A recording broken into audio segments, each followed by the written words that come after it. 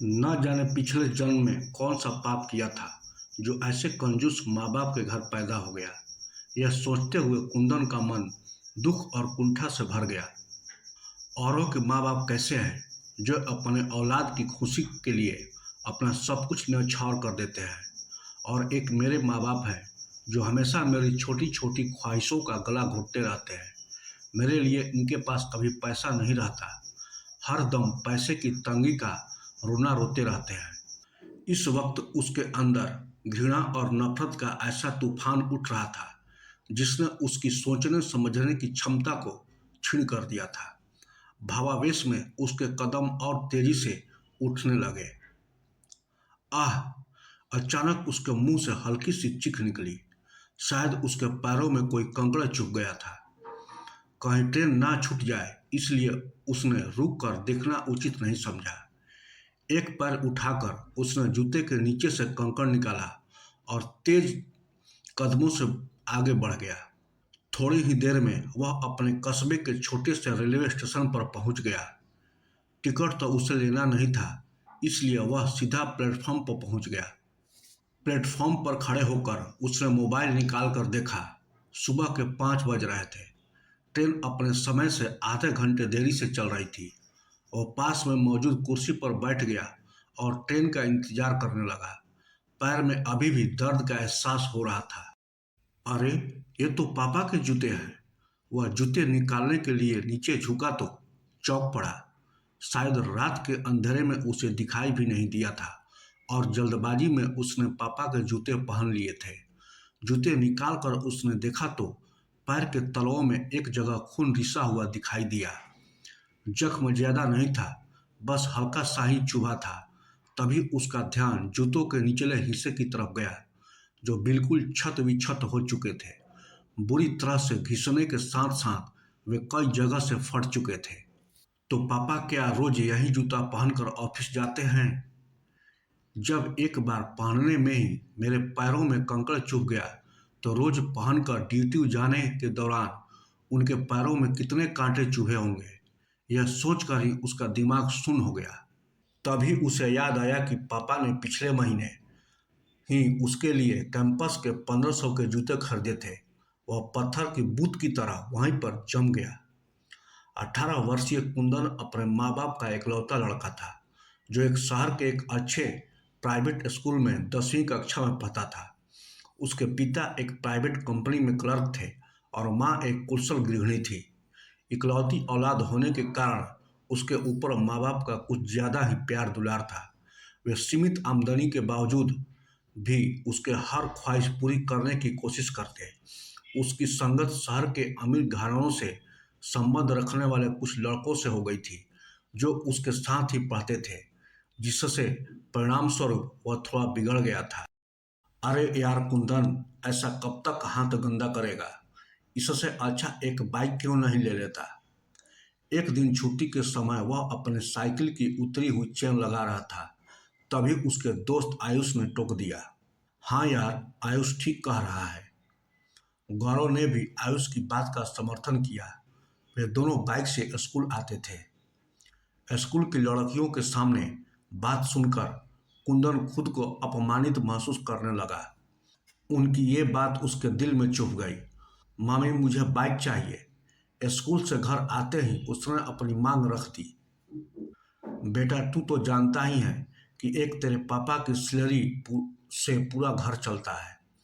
वे इतनी बड़ी रकम कहाँ से लाएंगे? माँ ने समझाया। मैं कुछ नहीं जानता, मुझे किसी तरह बाइक चाहिए।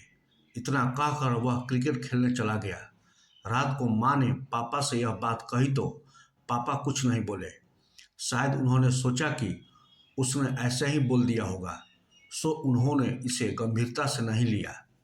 पापा, मेरे बाइक का क्या हुआ? 3-4 दिनों के इंतजार के बाद उसने एक दिन पापा से पूछा। बेटे, अभी पैसे की थोड़ी दिक्कत चल रही है, 2-3 महीने रुक जाओ, मैं दिलवा दूंगा। पापा बड़े प्यार से बोले। नहीं, मुझे बेवकूफ़ मत बनाइए, मुझे इसी हफ्ते बाइक चाहिए, कुंदन ने जरा ऊंची आवाज में कहा। कुंदन, मैं देख रहा हूँ तुम धीरे धीरे जिद्दी होते जा रहे हो। उसके चिल्लाने पर पापा ने थोड़ी सख्ती दिखाई। यह सुनकर कुंदन पैर पटकते हुए बाहर चला गया। पापा उसे जाते हुए देखते रह गए। इसके बाद 1-2 दिनों तक उसने किसी से ठीक से बात नहीं की। अंदर ही अंदर उसके मन में विद्रोह की भावना पनपने लगी थी। मुझे लगता है कि अब इन लोगों के भरोसे रहने से कुछ नहीं होगा। मैं इन्हें छोड़कर शहर चला जाऊंगा, पैसा कमाऊंगा और अपने पैसे से बाइक खरीद कर दिखा दूंगा कि अब मैं इनके ऊपर निर्भर नहीं हूँ। पता नहीं कहाँ से यह विचार उसके दिमाग में आया था, परंतु इस विचार ने उसके दिमाग में अपनी जगह बना ली। एक दिन वह तड़के उठकर बिना किसी को बताए चुपचाप घर से बाहर निकल गया। रास्ते के खर्च के लिए वह पापा का पर्स उठा लिया था। पापा का पर्स चोरी करने के अपराध बोध से उसका मन आत्मग्लानि से भर गया। ट्रेन स्टेशन पर आ चुकी थी, परंतु उसे समझ नहीं आ रहा था कि वह क्या करे और क्या ना करे। कभी वह जूते को देखता तो कभी पर्स को देखता। ट्रेन के जाने के बाद उसने कांपते हाथों से पर्स खोला। पर्स में 10-10 के 3-4 नोट पड़े हुए थे और एक छोटी सी डायरी भी थी। शायद उसके पैसे के लेन देन का हिसाब लिखा हुआ था। मन बहलाने के लिए वह डायरी निकालकर पढ़ने लगा। गुप्ता जी से 30,000 रुपये लिए कंप्यूटर के लिए, ब्याज 5 रुपये प्रति सैकड़ा। 6 महीने पहले ही पापा ने उसके लिए नया कंप्यूटर खरीदा था। तो क्या पापा ने कर्ज लेकर मेरे लिए कंप्यूटर खरीदी? पढ़ते ही उसे झटका लगा। वह तो सोचता था कि पापा कंजूसी से पैसे बचाकर ब्याज पर चलाते हैं, परंतु उन्होंने तो उसके शौक पूरे करने के लिए हजारों रुपए की कर्ज ले लिया है। उसने आगे पढ़ना शुरू किया। शर्मा जी से 50,000 रुपये बाइक के लिए, ब्याज 3 रुपये सैकड़ा। दिन और तारीख बीते कल की ही थी। यानी पापा फिर उसके लिए। उसके आंखों से आंसुओं की धार फूट पड़ी। वह तुरंत उठा और तेजी से घर की तरफ दौड़ पड़ा। बदहवासी में भागता हुआ जब घर पहुंचा तो पापा अभी अभी बाथरूम से नहाकर निकले थे। अरे कितनी दूर टहलने चले गए थे बेटे? चलो जल्दी से तैयार हो जाओ, बाइक एजेंसी चलना है, पापा उसे देखते ही बोले। इतना सुनते ही कुंदन के सब्र का बांध टूट गया। वह तुरंत पापा से लिपट गया और बच्चों की तरह फूट फूट कर रोने लगा। नहीं पापा, मुझे बाइक नहीं चाहिए, वह सुबकते हुए बोला। अरे क्या हुआ, क्यों रो रहे हो और बाइक क्यों नहीं चाहिए? मैंने लोन की सारी प्रक्रिया पूरी कर ली है।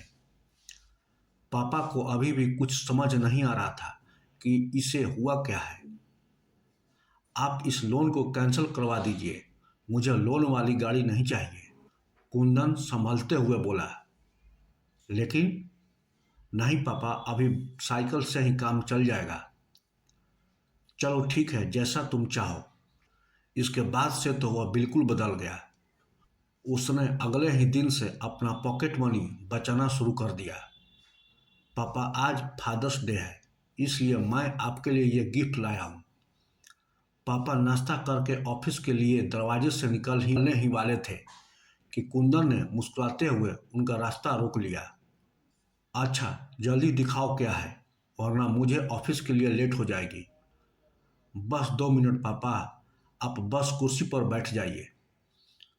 कुंदन ने फटाफट उनके पुराने जूते निकाले और नए जूते पहना दिए जो पूरे 1500 के थे। मारे खुशी के पापा की आंखें भर आई। कुंदन ने उनके पैर छुए तो उन्होंने उसे उठाकर गले से लगा लिया।